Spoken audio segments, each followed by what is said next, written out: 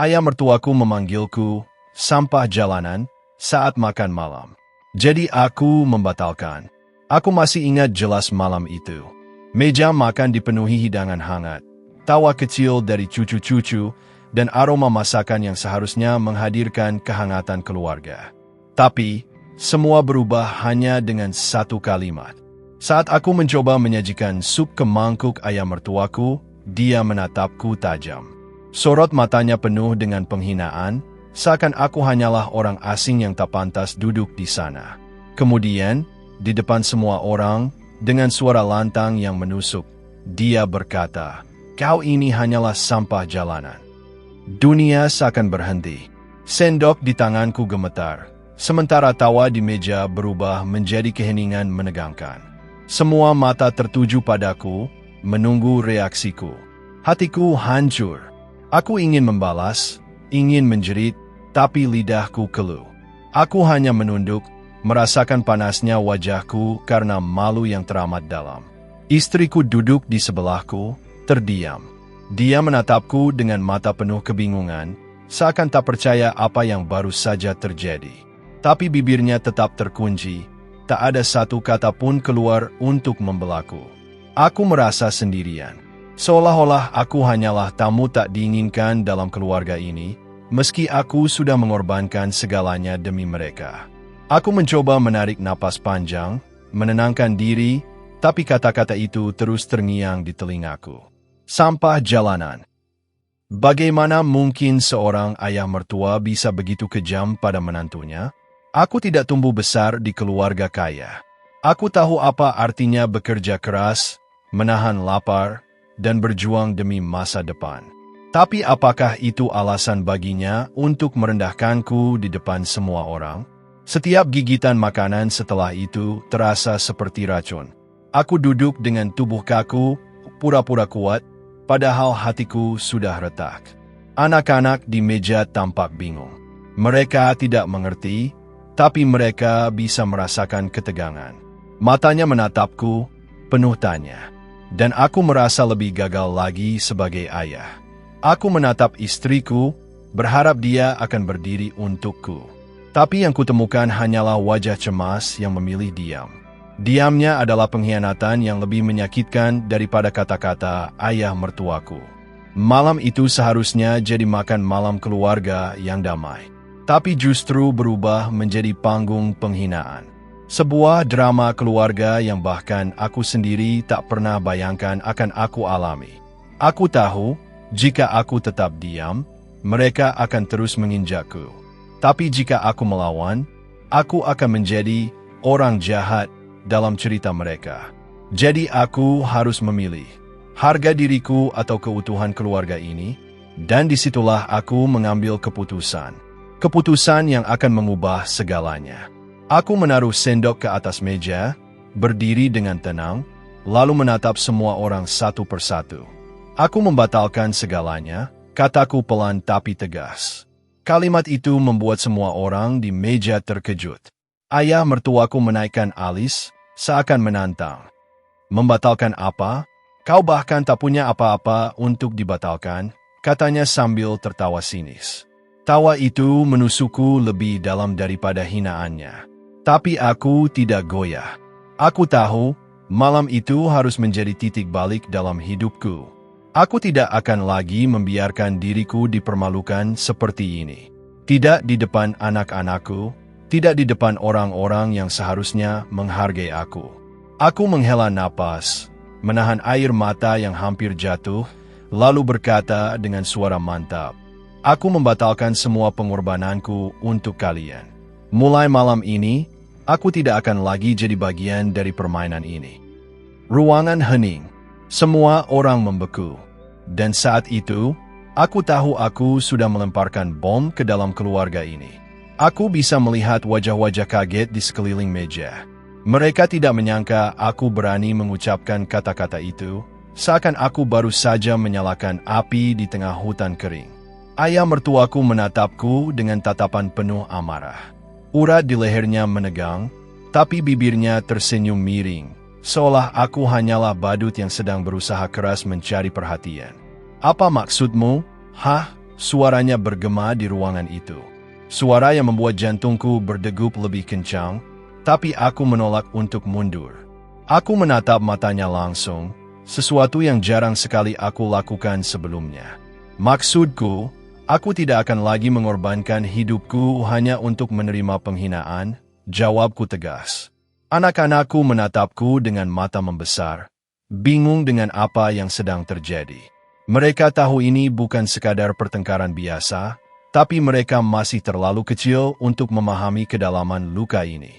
Istriku akhirnya mencoba bicara. "Tolong jangan perbesar masalah malam ini," katanya lirih, hampir seperti bisikan.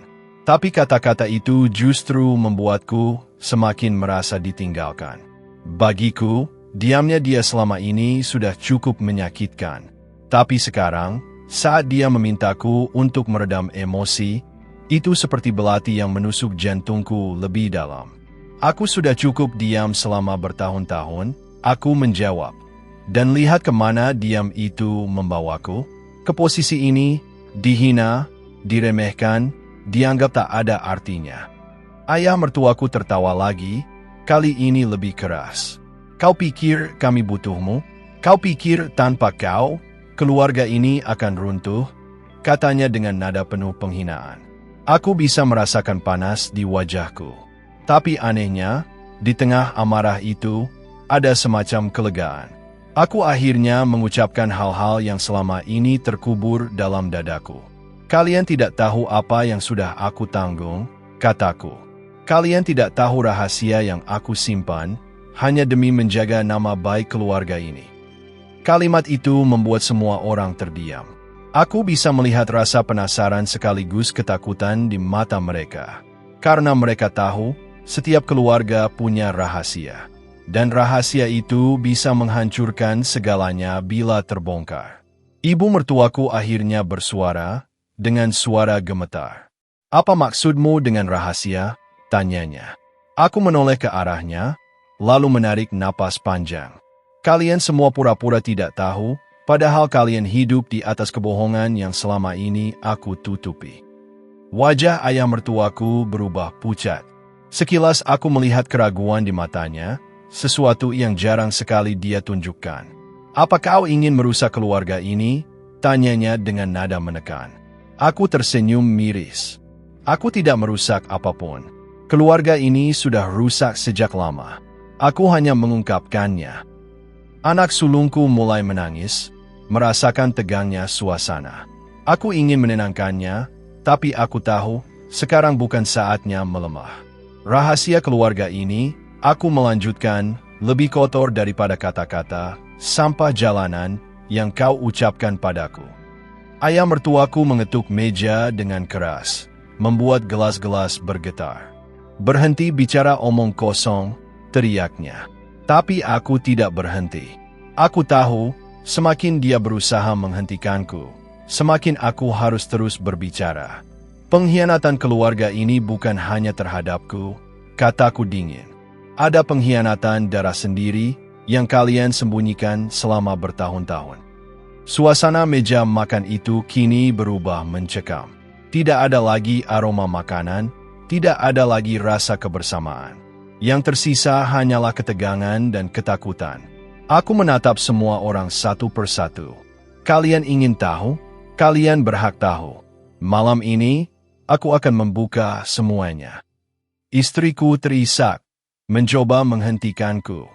"Tolong, jangan lakukan ini," katanya. Tapi aku hanya menggeleng. "Terlambat," jawabku pelan. "Kebenaran ini harus keluar, bahkan jika itu berarti menghancurkan semuanya." Aku menoleh ke arah ayah mertuaku. "Kau ingat seseorang bernama Surya?"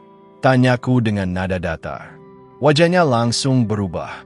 Matanya membelalak, tangannya mengepal. Dan aku tahu, aku baru saja menyentuh luka lama yang selama ini ia sembunyikan. "Apa hubungan Surya dengan semua ini?" tanya salah satu iparku, bingung. Aku tersenyum pahit. "Surya bukan sekadar nama lama.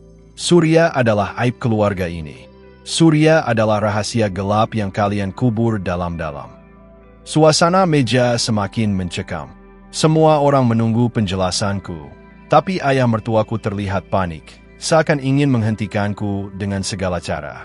"Jangan sebut-sebut dia," teriaknya tiba-tiba, suaranya pecah. Aku menatapnya tanpa berkedip. Kenapa? Karena kebenaran itu terlalu menyakitkan, karena jika aku mengatakannya, semua orang di meja ini akan melihat siapa kau sebenarnya. Ibu mertuaku menutup mulutnya dengan tangan, menahan tangis. Ipar-iparku saling pandang, bingung sekaligus ketakutan. Anak-anakku menggenggam tanganku erat-erat. Dan aku tahu, inilah awal dari kehancuran besar. Inilah malam ketika semua kepalsuan keluarga ini akan terbongkar. Aku menghela napas panjang, lalu berkata dengan suara yang hampir bergetar, "Surya, bukan hanya aib keluarga. Surya adalah bukti pengkhianatan darah sendiri."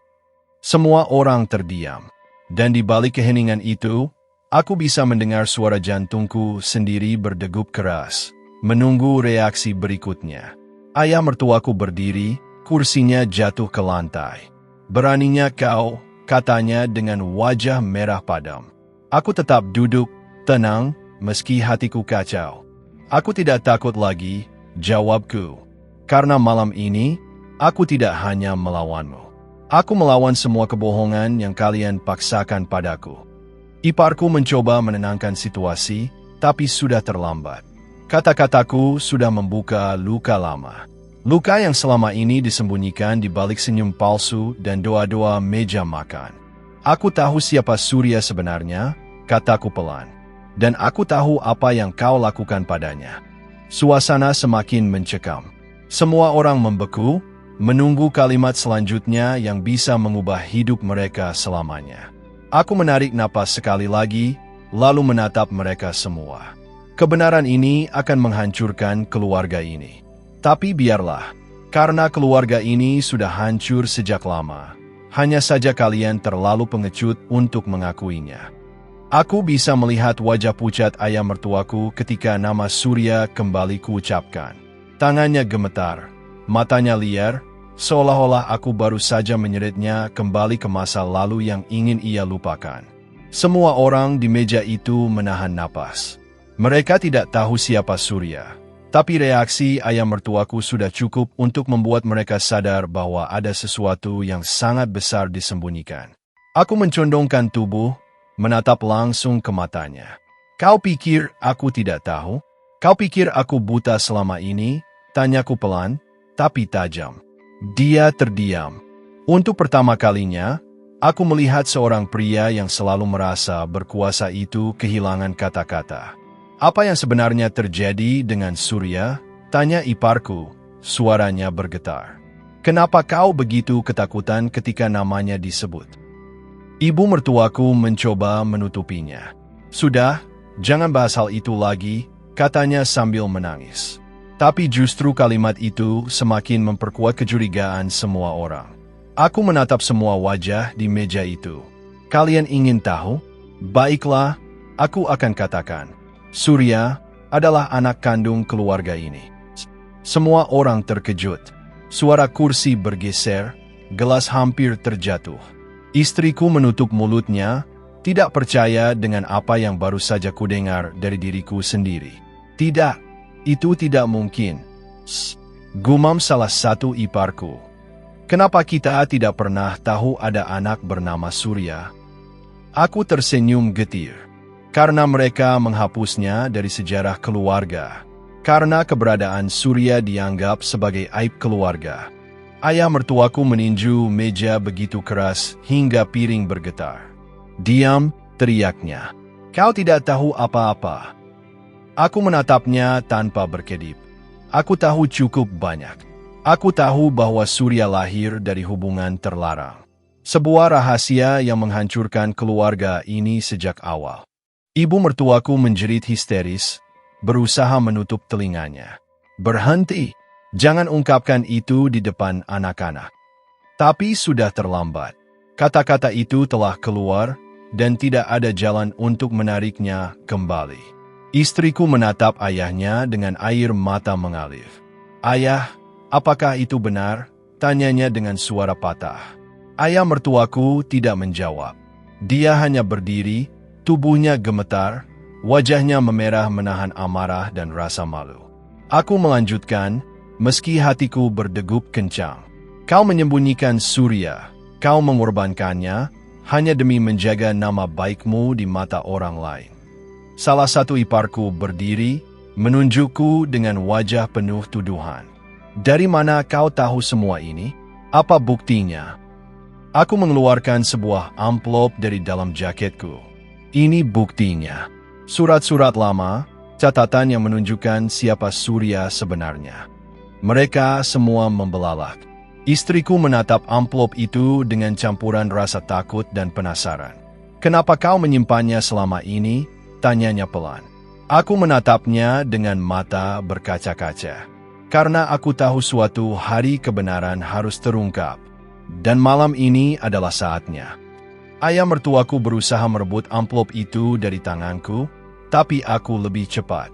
"Tidak, kali ini kau tidak bisa menutupinya lagi." Aku membuka amplop itu dan mengeluarkan beberapa lembar foto tua.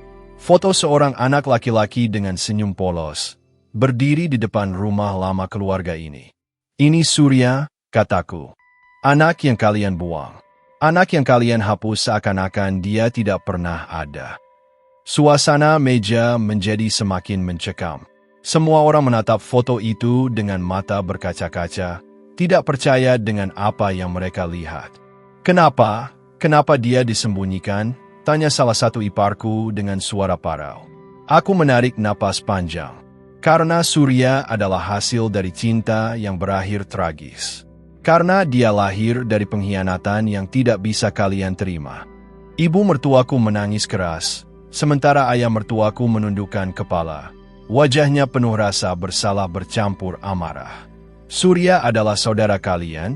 kataku sambil menatap ipar-iparku. "Saudara darah sendiri yang kalian abaikan, yang kalian anggap tidak layak hidup bersama kalian." Istriku terisak semakin keras. "Ayah, kenapa kau tidak pernah bilang? Kenapa kau membuat kami hidup dalam kebohongan?" Ayah mertuaku tidak menjawab. Dia hanya duduk kembali, wajahnya kosong, seperti seseorang yang sudah kehilangan segalanya. Aku bisa merasakan udara di ruangan itu semakin berat. Rahasia besar keluarga ini akhirnya terungkap, dan tidak ada seorang pun yang bisa menyangkalnya lagi. Aku tidak hanya tahu tentang Surya, lanjutku. Aku juga tahu bagaimana dia menghilang. Bagaimana dia dikorbankan. Semua orang menatapku ngeri. "Apa maksudmu dikorbankan?" tanya iparku. Aku menatap ayah mertuaku tajam. "Kau mengirimnya pergi. Kau membuangnya hanya karena takut dunia tahu bahwa kau pernah berkhianat." Tangisan semakin pecah. Anak-anakku memelukku erat-erat, tidak mengerti sepenuhnya, tapi tahu sesuatu yang mengerikan sedang terjadi. Aku menatap mereka semua. "Kalian selama ini menganggapku tidak pantas. Kalian menyebutku sampah jalanan. Tapi siapa sebenarnya yang menyimpan sampah terbesar dalam hidupnya?" Ayah mertuaku mencoba berdiri lagi, tapi lututnya lemas. Dia terjatuh ke kursinya, napasnya terengah-engah. "Surya adalah bukti bahwa keluarga ini dibangun di atas kebohongan," kataku dingin. "Dan sekarang, semua topeng itu hancur." Ipar-iparku mulai saling menyalahkan. Ada yang marah, ada yang menangis, ada yang bingung. Keluarga yang selama ini terlihat sempurna kini retak di depan mataku. Aku menutup mata sejenak, membiarkan semua itu meresap. Aku tahu, setelah malam ini, tidak akan ada jalan kembali. Ketika aku membuka mata, aku melihat sesuatu yang tidak pernah kulihat sebelumnya. Wajah ayah mertuaku dipenuhi ketakutan. "Bagaimana kau bisa tahu semua ini?" tanyanya dengan suara parau, hampir berbisik. Aku mendekat, lalu menatapnya dalam-dalam. Karena Surya datang kepadaku, dan dia menceritakan segalanya. Semua orang terdiam. Hening begitu pekat hingga aku bisa mendengar detak jam dinding di ruangan itu. Aku melanjutkan dengan suara pelan tapi menusuk. "Ya, Surya masih hidup, dan dia tahu siapa yang telah mengkhianatinya. Semua wajah di meja makan itu membeku. Nama Surya yang baru saja kuucapkan membuat ruangan yang tadinya panas oleh amarah berubah menjadi dingin oleh rasa takut. Aku bisa melihat mata ayah mertuaku melebar, seperti seseorang yang baru saja melihat hantu dari masa lalunya. Tangannya bergetar, seolah kebenaran yang kututurkan menghancurkan pertahanan terakhirnya. "Apa? Surya masih hidup?" bisik salah satu iparku dengan wajah pucat. Kata-katanya seperti pisau yang mengiris keheningan. Aku menatap mereka semua, satu persatu. Ya, dia masih hidup, dan dia tahu persis siapa yang membuatnya terbuang. Ibu mertuaku menangis semakin keras. Suaranya pecah, seperti seseorang yang baru saja kehilangan pijakan. Tangisannya bukan lagi sekadar kesedihan, tapi ketakutan yang bercampur dengan rasa bersalah. Istriku menutup wajahnya dengan kedua tangan. "Tidak mungkin, selama ini kami hidup berdampingan dengan kebohongan sebesar ini," katanya dengan suara gemetar.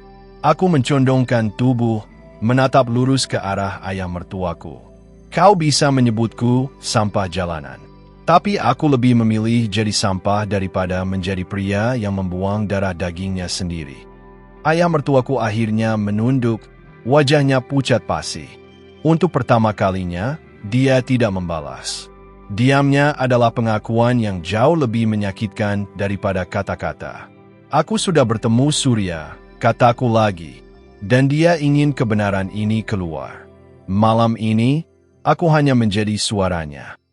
Ruangan itu kembali sunyi. Tidak ada yang berani berbicara, tidak ada yang berani bergerak. Dan aku tahu, sejak saat itu, keluarga ini tidak akan pernah sama lagi. Aku berdiri dari kursi, menatap semua orang dengan tatapan yang tajam. "Kalau kalian tidak percaya padaku," kataku pelan, "lebih baik kalian mendengarnya sendiri." Pintu ruang makan tiba-tiba terbuka. Semua kepala menoleh, dan di ambang pintu berdirilah seorang pria dengan wajah penuh luka masa lalu. Tapi matanya menyala dengan kemarahan. Itu Surya. Tangisan langsung pecah. Ibu mertuaku menutup mulutnya, tubuhnya bergetar hebat.